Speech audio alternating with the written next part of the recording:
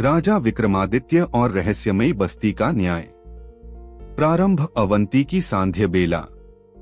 अवंती नगरी, जिसे आज हम उज्जैन के नाम से जानते हैं, अपने सुनहरे युग में थी। सूरज की किरणें मंदिरों की सुनहरी चोटियों पर पड़ रही थीं और क्षिप्रा नदी की लहरें मधुर संगीत की तरह बह रही थीं। बाजारों में रंग बिरंगे कपड़ों की दुकानें, मसालों की सुगंध और कारीगरों की हथौड़ियों की आवाज से गुलजार थी। इस नगरी का शासक था सम्राट विक्रमादित्य, जिनका नाम न केवल उनके युद्ध कौशल के लिए बल्कि उनकी अपूर्व न्यायप्रियता के लिए भी विख्यात था। विक्रमादित्य का दरबार हर सुबह प्रजा की समस्याएं सुनने के लिए खुलता था। छोटे से छोटा व्यक्ति भी अपनी बात बिना डर के उनके सामने रख सकता था। लेकिन विक्रमादित्य का असली न्याय तब सामने आता था जब वे साधारण वेश में अपनी प्रजा के बीच भटकते थे।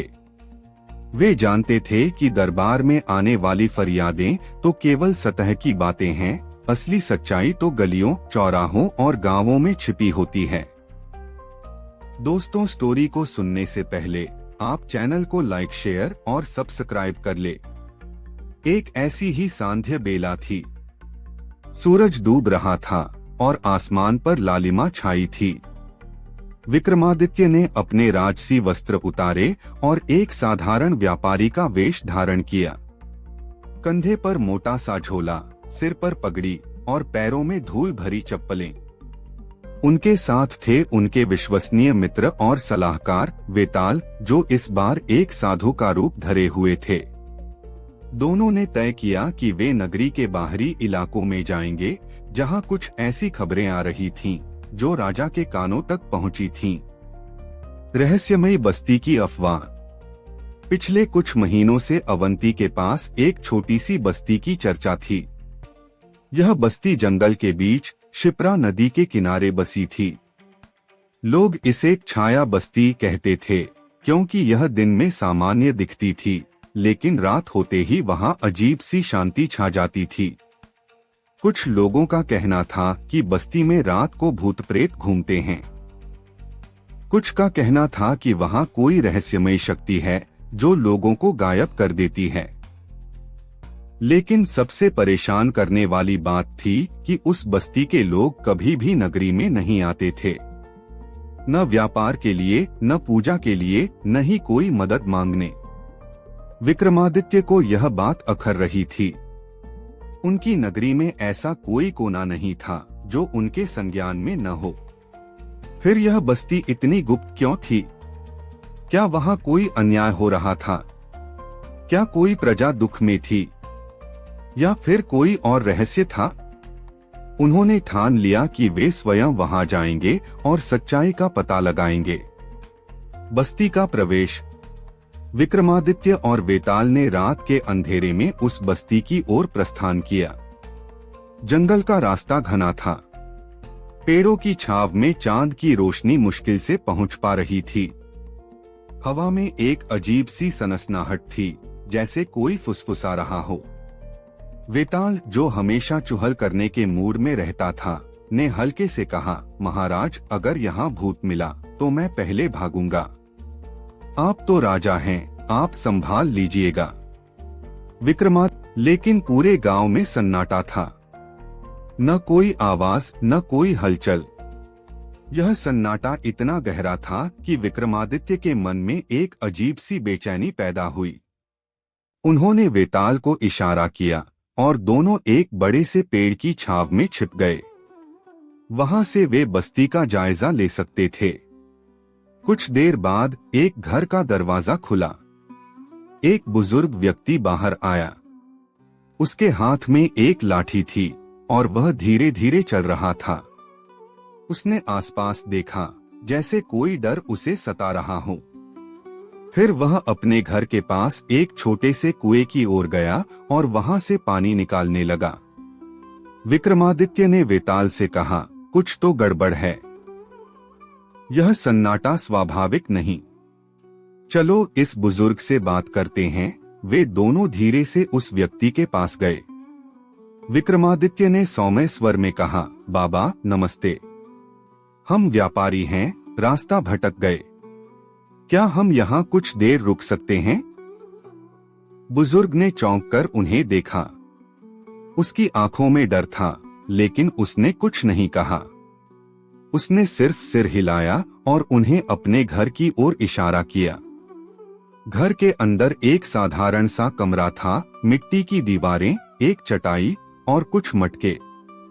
बुजुर्ग ने उन्हें बैठने को कहा और पानी का एक लोटा लाकर रख दिया। रहस्य का खुलासा।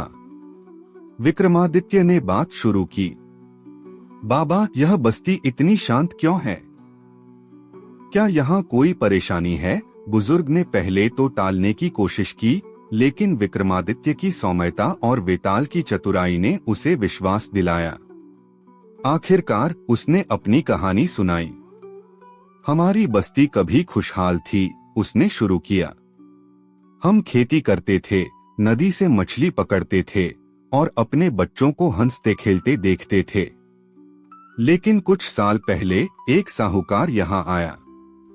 उसका नाम था मेघनाथ। उसने हमसे वादा किया कि वह हमारी फसलों को नगरी में बेचेगा और हमें अच्छा मुनाफा देगा। हमने उस पर भरोसा किया। उसने हमारी सारी फसलें लीं, लेकिन बदले में हमें कुछ नहीं दिया। जब हमने उससे हिसाब मांगा तो उसने हमें धमकाया। विक्रमादित्य ने ध्यान से सुना। फिर क्या हुआ? उन्होंने पूछा। मेघनाथ ने कहा कि हमारी जमीन उसकी है। उसने कुछ पुराने कागजात दिखाए, जिनमें लिखा था कि हमारे पूर्वजों ने उससे कर्ज लिया था। हम अनपढ़ लोग, हमें क्या पता। उसने हमारी जमीन पर कब्जा कर लिया। अब हम उसकी खेती में मजदूरी करते हैं। जो कुछ कमाते हैं वह मेघनाथ ले जाता है। जो विरोध करता है उसे वह अपने गुंडों से पिटवाता है। बुजुर्ग की आंखों में आंसू थे। हमारी बस्ती में अब कोई हंसी नहीं बची। बच्चे भूखे रहते हैं। जो लोग नगरी में मदद मांगने गए, उन्हें मेघनाथ के गुंडों ने आधे रास्ते में मार दिया। इसीलिए हम अब किसी से मदद नहीं मांगते। विक्रमादित्य का चेहरा गंभीर हो गया। उनके मन में क्रोध था, लेकिन उनका न्यायी मन शांत था। उन्होंने बुजुर्ग से संगमरमर की दीवारें, सोने की सजावट और चारों ओर सशस्त्र पहरेदार। विक्रमादित्य ने अपने व्यापारी वेश को और सजा लिया। उन्होंने अपने झोले से कुछ कीमती रत्न निकाले और पहरेदारों से कहा, हमें मेघनाथ जी से मिलना है। हम दूर देश से व्यापार के लिए आए हैं। पहरेदारों ने उन्हें अंदर जाने दिया। मेघनाथ एक विशाल सभागार में बैठा था। वह मोटा ताजा व्यक्ति था, जिसके चेहरे पर लालच और क्रूरता साफ झलकती थी। उसने विक्रमादित्य को देखा और बोला, कौन हो तुम और क्या लाए हो मेरे लिए? विक्रमादित्य ने शांत स्वर में कहा, हम व्यापारी हैं। हमने सुना है कि आप इस इलाके के सबसे बड़े साहूकार हैं। हम आपके साथ व्यापार करना चाहते हैं। लेकिन पहले हमें यह जानना है कि आपकी जमीन और धन का राज क्या है। आप इतने समृद्ध कैसे हुए? मेघनाथ हंसा। मेरी समृद्धि का राज मेरी चतुराई है। इस बस्ती के मूर्ख लोग मेरे लिए काम करते हैं। उनकी जमीन मेरी है, उनकी फसलें मेरी हैं। और जो मेरा विरोध करता है, उसे मैं मिट्टी में मिला देता हूं।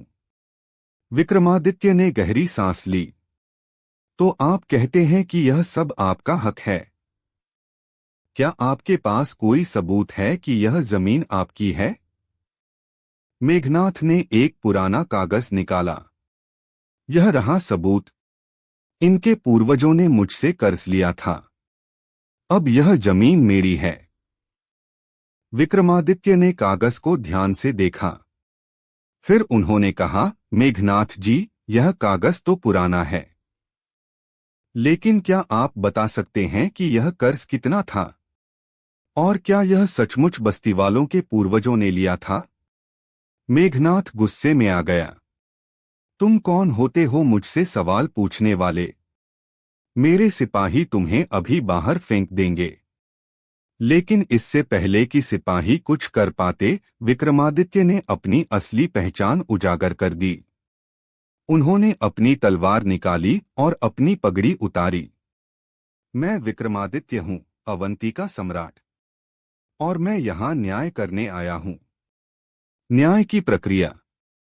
मेघनाथ के चेहरे का रंग उड़ गया। उसने घबराकर कहा, महाराज, यह गलतफहमी है। मैंने कुछ गलत नहीं किया।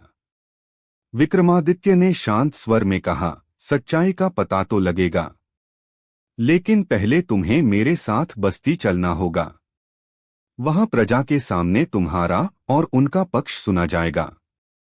विक्रमादित्य ने अपने सिपाहियों को बुलाया और मेघनाथ को बस्ती ले गए। वहां उन्होंने एक खुला दरबार लगाया। बस्ती के सभी लोग इकट्ठे हुए। डर और आशा के मिश्रित भाव उनके चेहरों पर थे।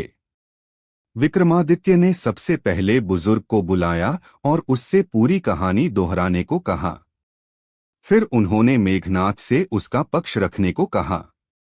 मेघनाथ ने फिर वही कागज दिखाया और दावा किया कि बस्ती की जमीन उसकी है। लेकिन विक्रमादित्य ने कागज को अपने विद्वान मंत्रियों को सौंपा। मंत्रियों ने पाया कि कागज जाली था। उसमें लिखे हस्ताक्षर और मुहरें असली नहीं थीं। विक्रमादित्य ने बस्ती वालों से पूछा, क्या तुम में से किसी ने इस कर्ज की बात सुनी थी? सभी ने नकार दिया। एक बूढ़ी औरत ने कहा, महाराज, हमारे पूर्वजों ने कभी कोई कर्ज नहीं लिया। यह मेघनाथ हमारी जमीन हड़पना चाहता था। विक्रमादित्य का फैसला। विक्रमादित्य ने गहरी सांस ली। उन्होंने आदेश दिया कि मेघनाथ की सारी संपत्ति जब्त की जाए और बस्ती वालों को बांट दी जाए। मेघनाथ को 7 साल तक कारागार में रहने की सजा दी गई ताकि वह अपने कुकर्मों का प्रायश्चित कर सके। साथ ही विक्रमादित्य ने बस्ती के लिए एक नया कुआं, एक स्कूल और एक छोटा सा बाजार बनवाने का आदेश दिया। लेकिन विक्रमादित्य का न्याय यहीं नहीं रुका। उन्होंने बस्ती वालों से कहा, यह जमीन तुम्हारी है और हमेशा तुम्हारी रहेगी, लेकिन इसे संभालने की जिम्मेदारी भी तुम्हारी है। एकजुट रहो और कभी किसी के सामने झुकना मत। बस्ती का पुनर्जनन। विक्रमादित्य के इस फैसले ने बस्ती में नई जान डाल दी। बच्चे फिर से हंसने लगे। औरतें गीत गाने लगीं। पुरुषों ने खेतों में फिर से मेहनत शुरू की। छाया बस्ती अब सचमुच एक जीवंत गांव बन गई थी। विक्रमादित्य ने वहां एक पत्थर का स्मारक बनवाया जिस पर लिखा था, न्याय वह है जो करुणा और सच्चाई से जन्म लेता है। यह स्मारक बस्ती वालों के लिए एक प्रेरणा बन गया। निष्कर्ष। यह कहानी अवंती की उस गाथा का हिस्सा बन गई जो पीढ़ियों तक सुनाई गई। विक्रमादित्य का यह न्याय न केवल एक साहूकार को सबक सिखाने तक सीमित था, बल्कि यह दर्शाता था कि सच्चा राजा वही है जो अपनी प्रजा के दुख को अपना दुख समझे। उनकी इस गाथा ने न केवल बस्ती वालों को नया जीवन दिया, बल्कि पूरे अवंती में यह संदेश फैलाया कि कोई भी अन्याय, चाहे कितना भी छिपा हो, विक्रमादित्य की नजरों से नहीं बच सकता। दोस्तों, लाइक, शेयर और कमेंट करना न भूलें।